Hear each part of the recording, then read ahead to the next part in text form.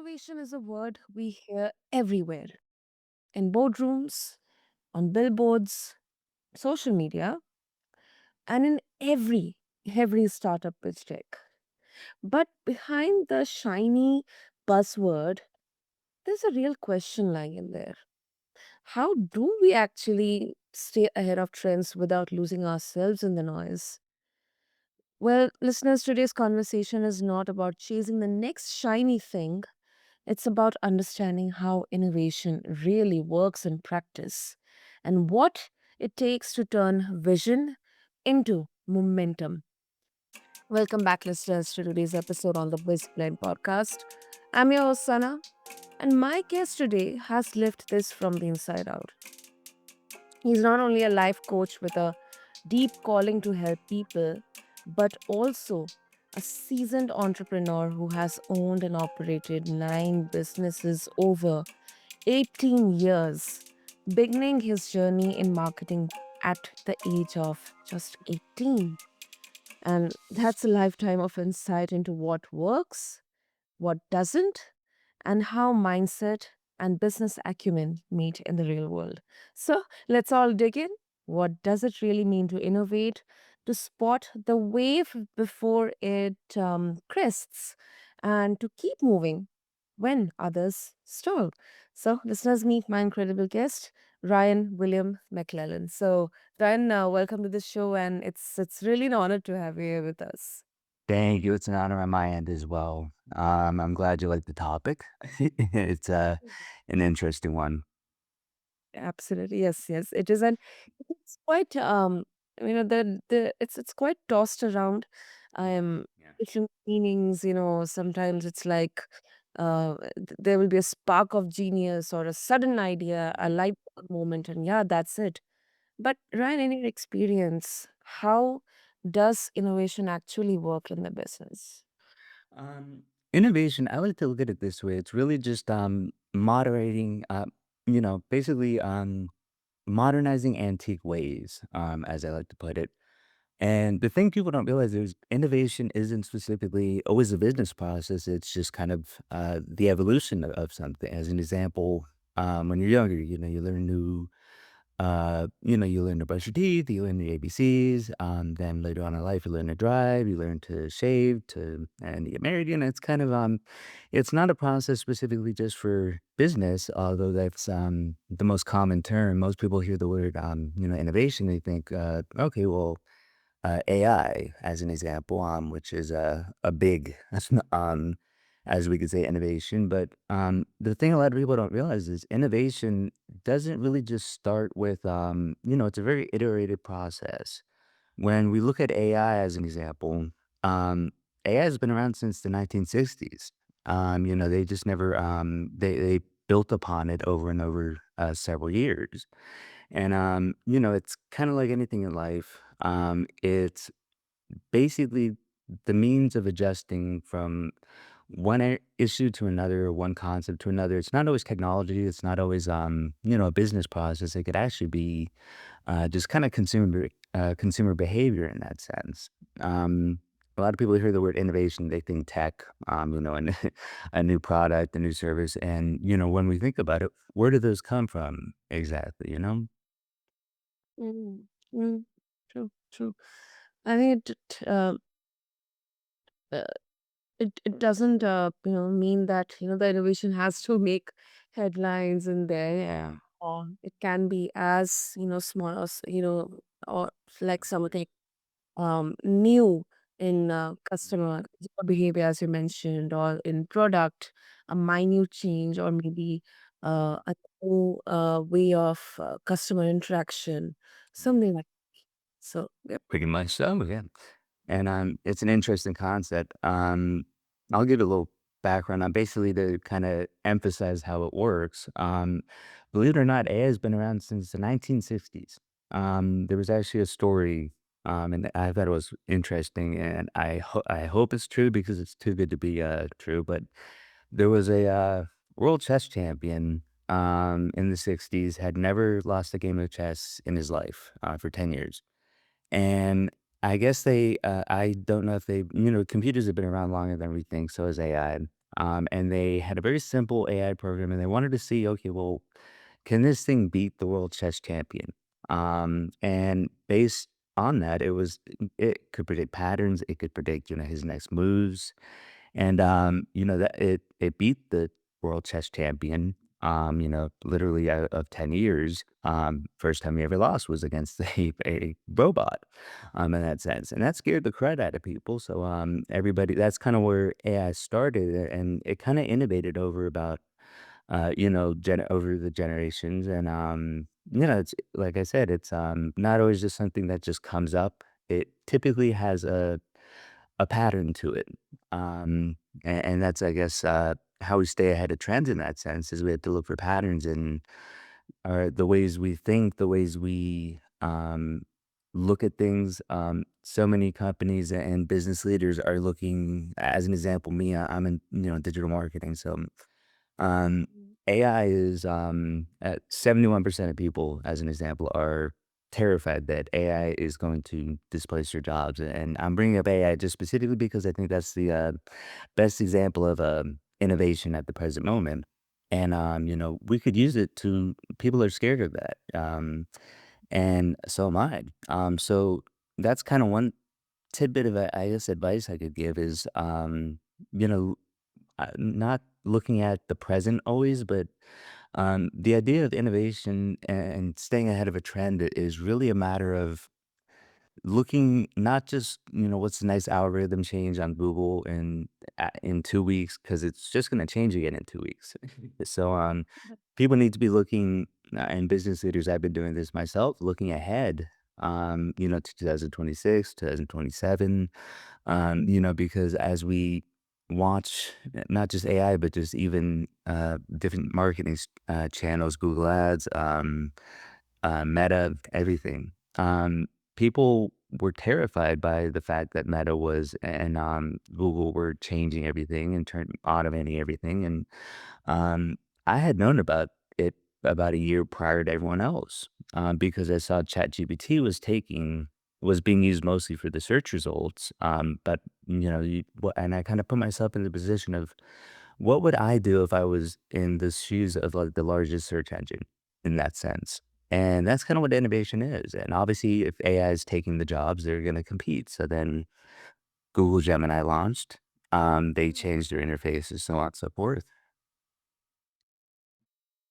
Mm. And I mean, you have been in marketing, since you were 18.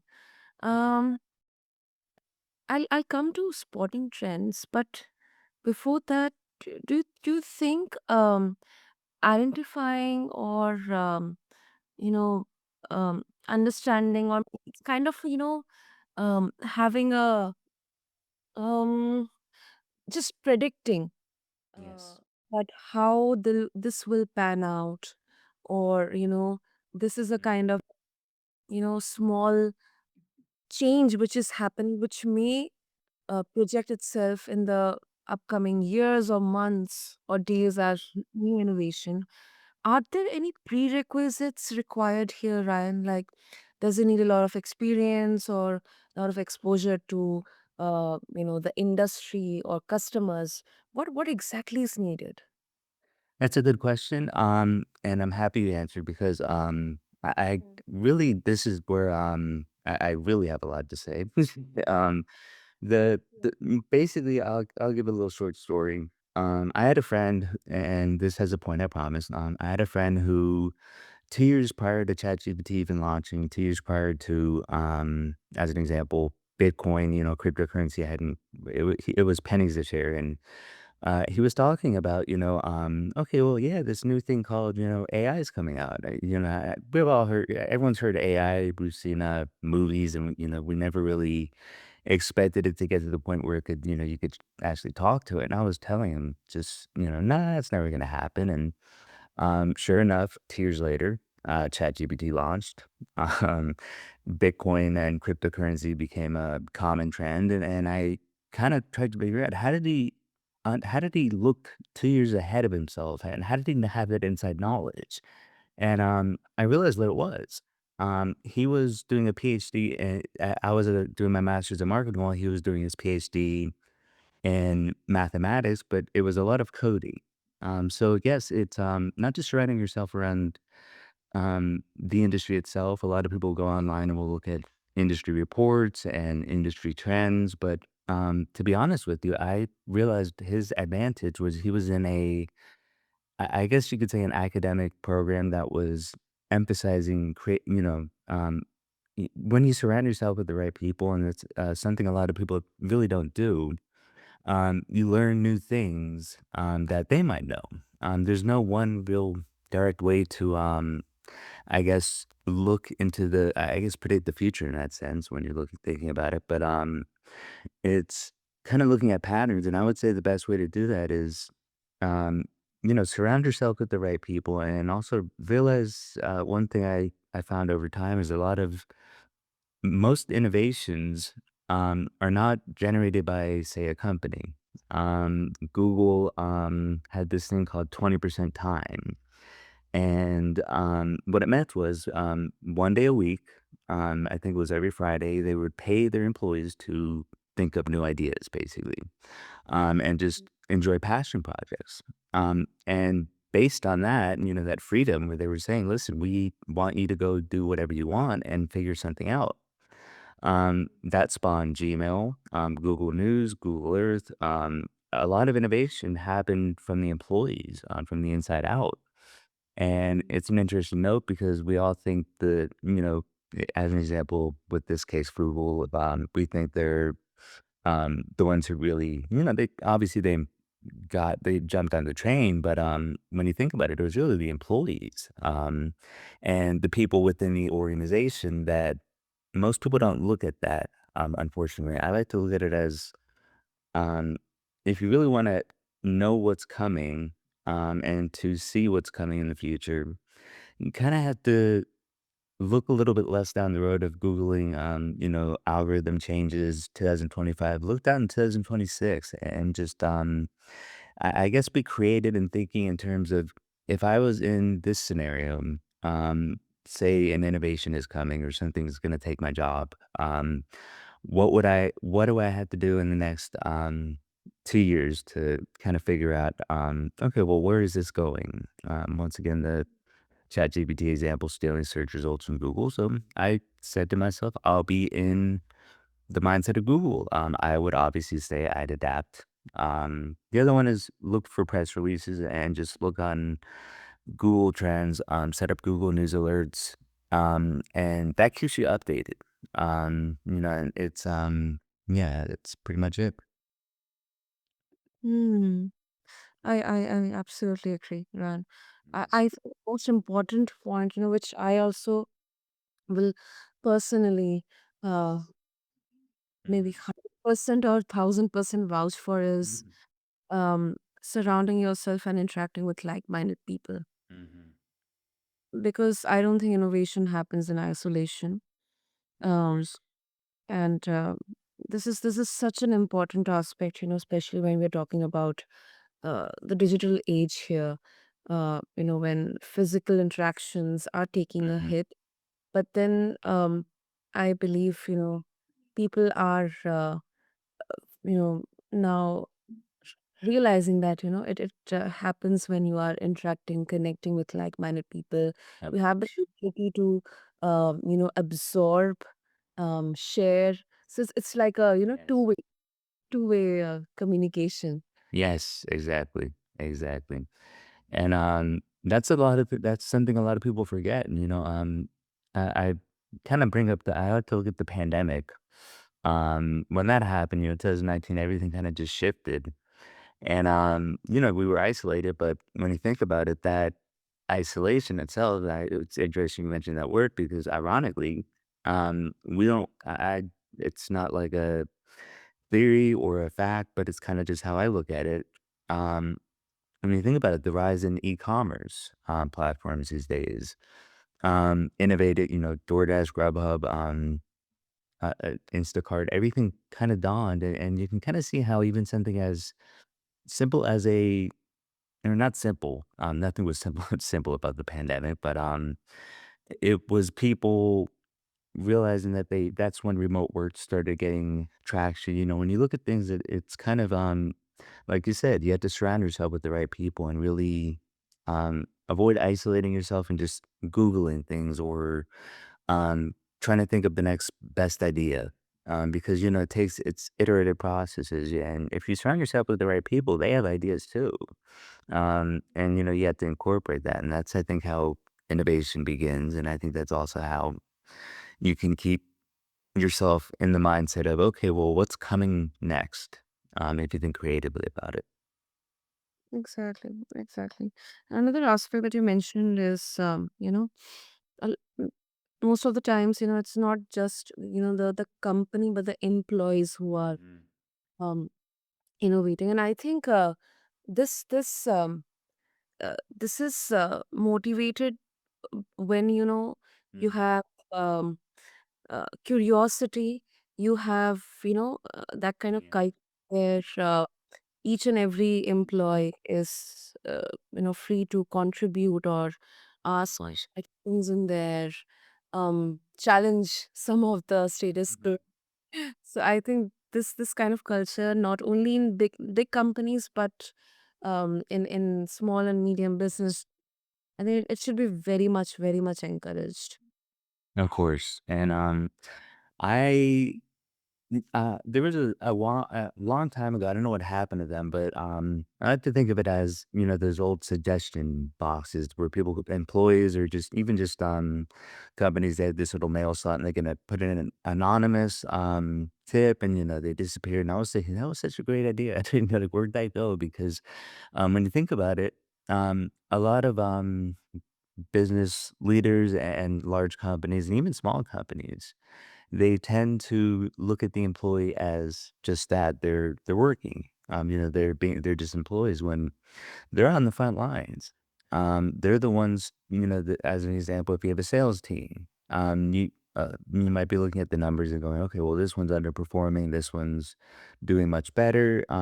So I had this happen in a consulting position. The uh, I think it was the CEO or the co-manager, I forgot who he was, but he was kind of thinking, "Oh, I gotta really fire this guy because he's not, he's not getting into he's not selling anything, he's not doing it correctly." And then I kind of said, "Well, what is back?" I kind of said, "Back up. What is the best employee, the best salesperson doing?" And I realized, I went over talked to him, and it turns out the highest ranking sales members of that team were straying from the script. It had nothing to do with lack of performance, while the ones that were underperforming were with the ones following a set script. And so I said, okay, well, don't fire that guy.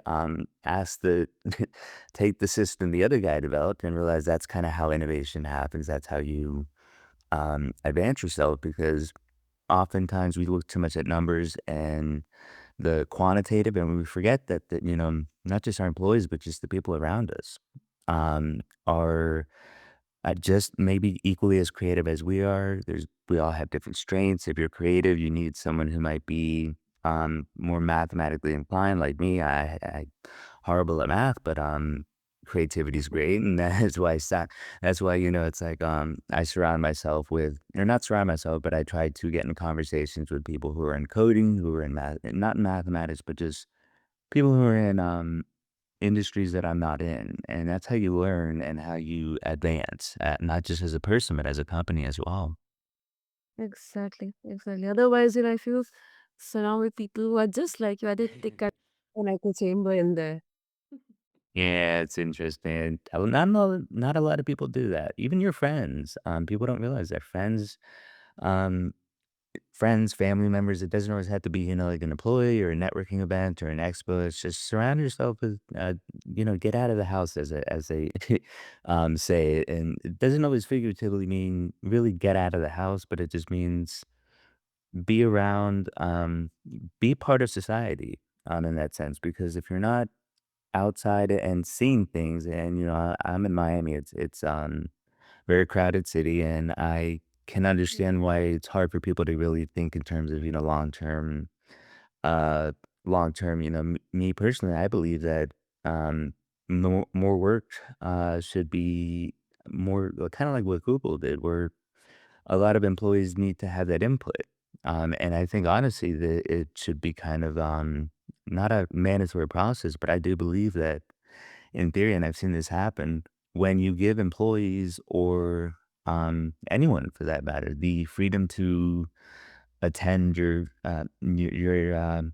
annual board meeting, you really don't know if they have ideas that may help the company. They're the ones that are, um, staying they're the ones actually talking to people, whereas, as the company grows, the higher up you go, it tends to kind of I don't wanna say it gets, to a point of power, but a lot of processes get kind of reversed.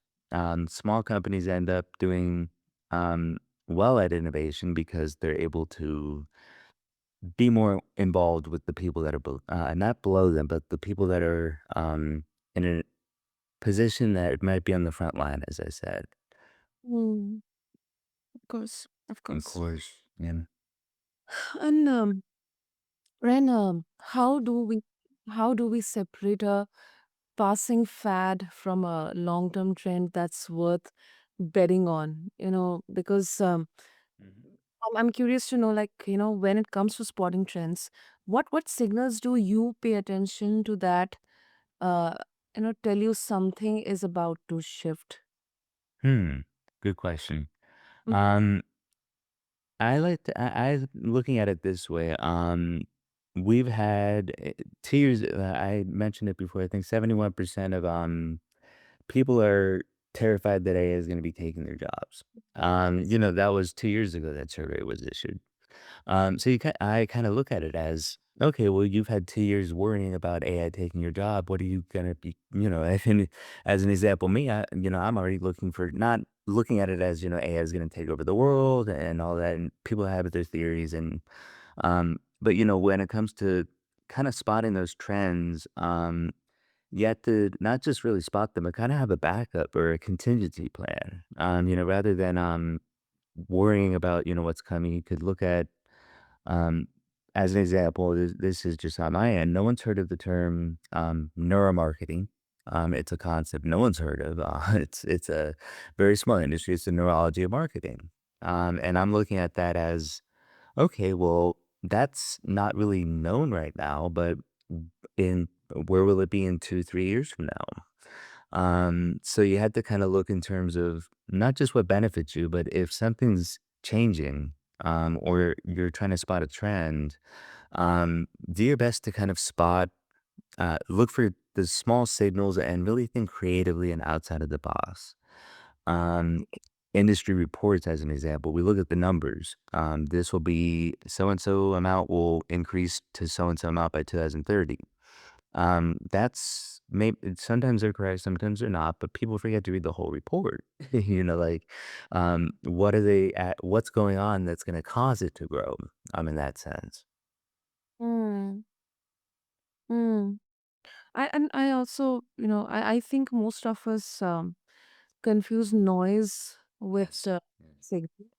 Uh, like in general sense, we jump on TikTok trends or Yes. uh, any new tool because we're afraid of missing out. This kind of Yes. FOMO in there. But I think there's also cost to chasing everything. So I think this distinction to identify is very, very important. And it's also ground. Now, um, I I believe all of this that we have been talking about, it involves mindset. You have said, Ryan, that mindset controls 70% of our actions. Hmm. Um, let's talk about solutions in there. When your mind wavers and when self-doubt is there, or maybe there is a FOMO, there's a fear, what practices help you realign so you don't stall innovation out of that fear or anxiety? Um, there's I guess there's kind of everyone deals with those in different ways. My personal The way I deal with it, and like you said, that's kinda how I look at things is, you're not working in coaching as an example, I've come across, they say have a niche, have like a specialty and a persona and a demographic. And me, I kind of started off just working with anybody who wanted to talk, anyone who needed help. And that was when I realized, yeah, pretty much 70% of everything is just the way you think about something. The other 30% is the actual whatever you're applying it to. So to gain a mindset shift, you really have to think in terms of changing perspectives. It sounds it sounds easier than it is. It took me about 10 years to get to that point where I could say to myself, you know, um, wake up in the morning, follow a routine, exercise, meditation. Those things work for me at least. And that kind of keeps the anxiety level down. And the other one is there's something called defensive pessimism. There's three types of personalities or ways to look at things. There's optimists. Then there's defensive pessimists who kind of worry about everything that could everything bad that could possibly happen. And then there's the dispositional ones, where they look at everything as just it's part of, okay, well, everything's bad. Let's just go along, and the world's a messed up place. I'm kind of a defensive pessimist where I used to do this and I still do it. Um, Mhm. I plan, and I think majority of people worry a little bit too much about things that 99.99% never really happen. And we put a lot of energy into thinking in terms of, oh God, what about tomorrow? How's that day gonna go? Well, a lot of people might wake up in the morning and think or go to bed at night and think, "Oh god, I gotta wake up tomorrow morning and go to work," and it depresses them or stresses them out, causes anxiety, and rather than doing that, think in terms of, what if tomorrow you wake up and you find just theoretically speaking, you find a lotto ticket on the ground that someone didn't claim and it's for $1 million. You were worrying about your job, now you have $1 million, you could quit your job. So it's, changing perspectives on things and realizing that even if the mundane part of your life or just the stresses and the anxieties, um it sounds so much simpler than it really is, but you do have to look at things through different perspectives and realize that um majority of the stuff we worry about never really happens, and that drains a lot of energy out of people is worrying about Yeah, things. yeah, true. That's true. That's true. And Yes, ma'am. I think like it is the energy source that makes people willing to try something new. Um, Without it, even the best ideas they on the shelf. So um, Voice. it's too much important, but also it's kind of a bit of a a nuanced kind of curiosity in my mind. Yes, it is true. And that do you think innovation is sometimes overrated? Like maybe businesses they focus too much on new, um, because we have seen so many case studies in the recent times, in the 90s and the 2000s, where Mhm. brands and companies who couldn't innovate, they either completely died down or they completely got lost in oblivion. Do you think that it's overrated? Like businesses they focus on too much new and they forget about simply the basic that are the foundational blocks in there, and uh, how they can do consistently well. Of course. I do believe that, and you're right on the money. A lot of companies put too much time into what's happening now. As we were discussing, the algorithm changes happen every 2 weeks. I think Google's algorithm changes about like the algorithm changes maybe. I think last time I checked it, it's literally thousands of times a day. And that's a lot to keep up with. And, sometimes companies narrowly focus too much on building something. And this is one thing I learned. It's a great book if no one's read it. It's The Lean Startup by Eric Ries. And it shows that you don't just go and build something and then assume just because you think there's a problem or a solution to something. You don't spend, a lot of companies do this. They spend a lot of millions or hundreds of thousands of dollars innovating something and then they go and test it. And that's sometimes it rarely works. Majority of the time, you have to think in terms of what, I have an idea for so and so. Okay, well, and this is kind of borrowed from the book. Um, let's see what other people want. What do they want removed? What do they want added?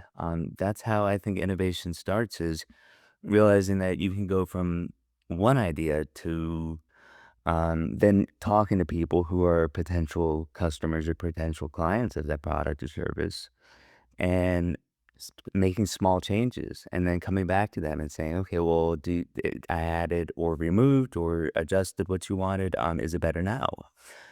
If it's not, you keep going. And this is it's very inexpensive if you're developing an app, as an example. Don't build the app and then pay 20,000 in development costs. Make a very basic prototype Mm. and start very small and then test it out. Go online and just say, hey, I'm testing out this product and make a survey. Maybe I had them talk to you about, what they would want in it or what they wouldn't. And that's kind of the essence of innovation, I guess, and being a little, like you said, curious about things is realizing that we build a little too fast without realizing that there may not be a market for it. Kinda Yeah. yeah, yeah. No, no, go ahead, Ryan. Go ahead. No, I was just saying, I'll give an example of a company that did, fail to innovate. They kinda did this the wrong way and had a chance to. Um, Netflix, was actually formed in 2000.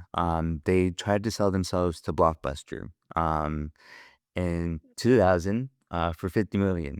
And supposedly the CEO of, you know, I don't know the full story, but supposedly the CEO of Blockbuster just laughed and said, "No, that's never gonna happen. There's never gonna be, smart TVs and streaming." And, so they stuck with selling DVDs and, Blu-ray and, even VHS type, tapes. And, then in 2007, Netflix became really popular. Smart TVs were becoming kind of a thing.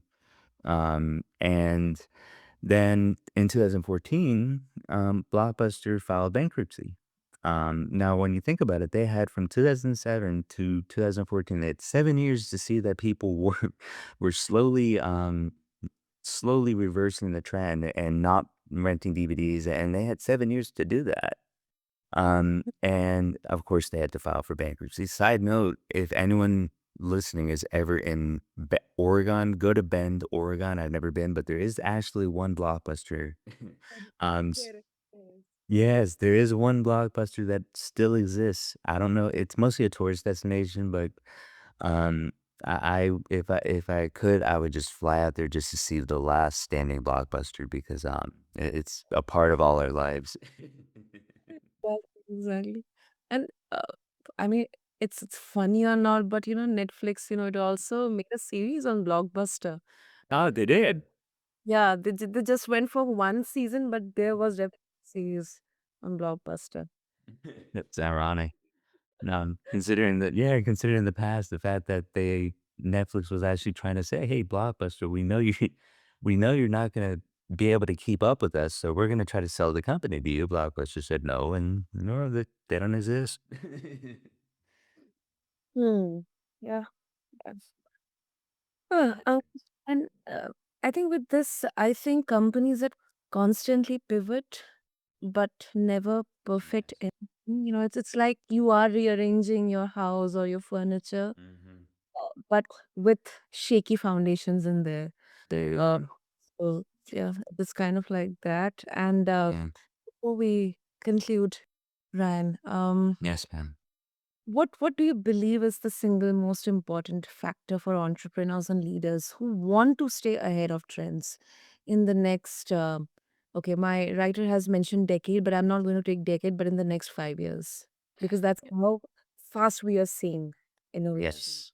Um, I would say, and this, um, I would say expect number one, expect I expect a lot of change, and a lot of rapid change, but um, don't worry so much. And I guess what I'm saying is everyone right now, back to the AI topic, is the hot button issue right now. Everyone's terrified. Some people are for it, some people are against it. We're seeing it pop up everywhere. And the advice I would say is if you're looking 5 years down, um, try to think in terms of I guess, like I had said in the beginning, I guess really just look for trends. Look for on your daily routine and with your employees in your workspace, online, on set Google News alerts to send press releases like so and so's coming, and uh, really just try to avoid the negative thinking that goes around too much of it, because a lot of people are so worried about the next big thing, like I had said before, FOMO, fear of missing out. A lot of people focus on the trends that are going on now, and then 2 weeks later, something changes.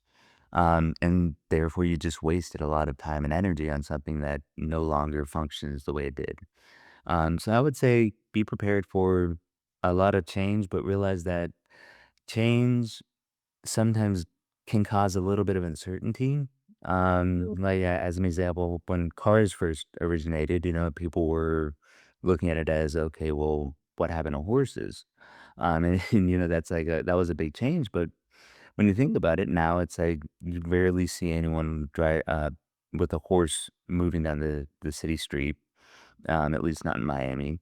So be aware that disruption in marketplaces, sometimes it takes time to balance out, and just have a reserve and have kind of try to avoid worrying too much about what's coming 5 years from now, and try to focus on smaller steps, what's coming a year from now, what's coming maybe 2 years, and keep advancing. Because a market is built. You never know. You may be the one to create the market, that opens up with whatever you're thinking. And again, it all comes down to just talking to people and seeing what people are discussing, what they want, what they're against, what they're for.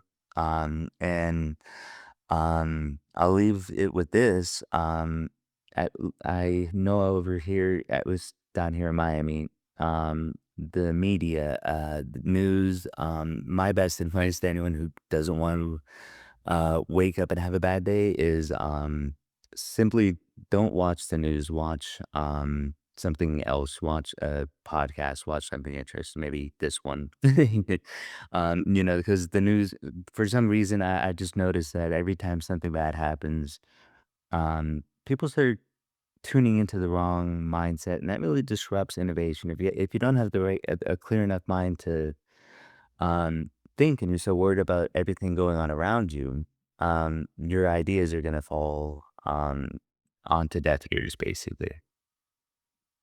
That is right. That is so, so right. So right. I mean, Thank you. uh, a few months back, we, saw in terms of trends, if I can speak, every person, every brand jumping onto the Mhm. Ghibli trend.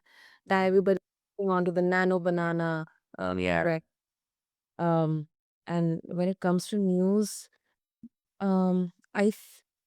what I'm observing is, at least, for the younger generations, or in fact, for the fact that millennials, we are also jumping on to, consuming content through alternative sources, Yes. uh, where it's more about um, opinions, people who are able to Mhm. express freely, not just, kind of creating a fear mongering or uh, Yes. kind of, a version of a propaganda which kind of, satisfy someone's, a particular person's ideology or a group's idea. Yes. Agreed. Agreed. So I think we are seeing a pivotal shift in there. It's just that, once again, as you mentioned about minds, with openness and clarity, I think, Mhm. can very well identify the signals in there. Of course, yeah. Ryan, if our listeners, they would like to connect with you, what Mhm. would this way? You could find me at I guess I have numerous websites, but if you need me, I guess the best place to look is you can go to www dot RWM. Actually, just email me. um, RYAN at RWMCC.com. So Ryan at RWMCC.com. Or just search Ryan W. McClellan on Google. There's only one Ryan W. McClellan. That's why I put the W in there. Yeah, there's about 1,000 Ryan McClellans. And every time I would search, every time someone would try to find me, they would find this second round baseball player or something like that. And I was saying, okay, well, I gotta fix this problem. So I put my middle initial, and now when you search just my full name, Ryan W. McClellan, you'll find my LinkedIn, my various companies, and just reach out. I'm always available. Super, super. Listeners, I'll make sure that all the details are there in the show notes. Just refer to them along with this episode on whichever platform you are listening to this episode. And Ryan, thank you. Thank you. This was such a, I think, a very Hmm. um, self awareness discussion I and agree. uh, very insightful and such a candid conversation around innovation. It isn't a magic, but Mhm. I believe it's discipline, awareness, and obviously courage to see beyond the obvious. So thank you so much. Yeah. Thank you so much for having me. I appreciate it. Yeah. And to all the listeners out there, thank you for tuning into this episode of BizBlend. And all I would like to say is that, trends will come and go, but your mindset, your clarity, and your willingness to keep learning, those are the things that will always keep you ahead. So, thank you to everyone. And until next time, keep blending innovation with intention on BizBlend here with me, your host, Sana. Thank you.